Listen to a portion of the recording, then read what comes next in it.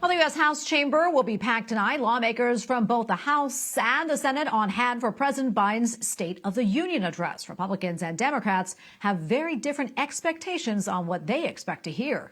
Capitol Hill correspondent Erik Rosales has the latest. Good evening, Tracy. Yes, everything is all set for the president to speak to a joint session of Congress tonight. And all throughout the day, there has been a heavy police presence. The architect of the Capitol has even constructed a 7-foot-high fence around the entire Capitol complex. And some of the roads around the Capitol have been blocked off at this hour. While Democrats say that the president will outline the accomplishments and directions for the future, Republicans tell me that they don't expect much. What I'm hoping to hear is the president level with the American people. He needs to come clean and admit that the economy is in rough shape and that more federal spending isn't going to solve the problem.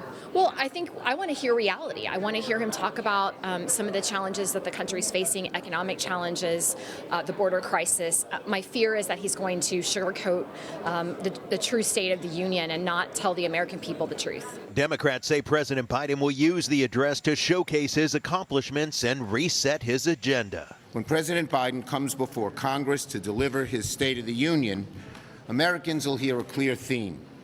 America's economy is growing, inflation is slowing, and the Democratic agenda is delivering.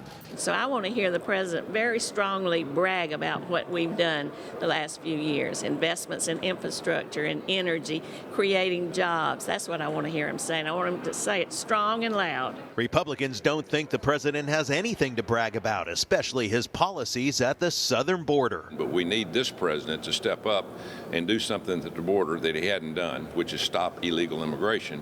I want to hear what he says about that. Polls show the border crisis is one of the most important issues in the November election. Republicans tell me the president will try to whitewash his administration's failure to control illegal migration. And I mean, he's going to lie to the American people, say that the border is secure, and if it's not secure, it's somehow Republicans' fault, when he actually is the one who put in place 60-plus policies that got us to this crisis.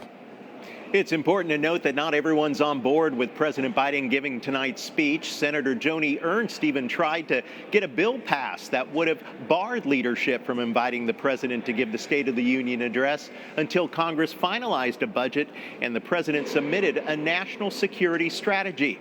Both required by law. Obviously, her effort was unsuccessful, but it does highlight the division among lawmakers up here on Capitol Hill. Tracy? Well, Erik, I understand freshman Senator Katie Britt of Alabama is giving the Republican response. What can you tell us about her for those who aren't familiar? Yeah, Senator Katie Britt, she actually replaced the longtime Alabama Senator Richard Shelby, who just retired last year. Now, she's not a newcomer up here on Capitol Hill. Katie Britt was actually Senator Shelby's chief of staff. Senator Britt is a young mother. She has 2 kids, and the Republicans tell me that she was chosen in part to give the Republican response to highlight the new generation of younger GOP leaders within the party.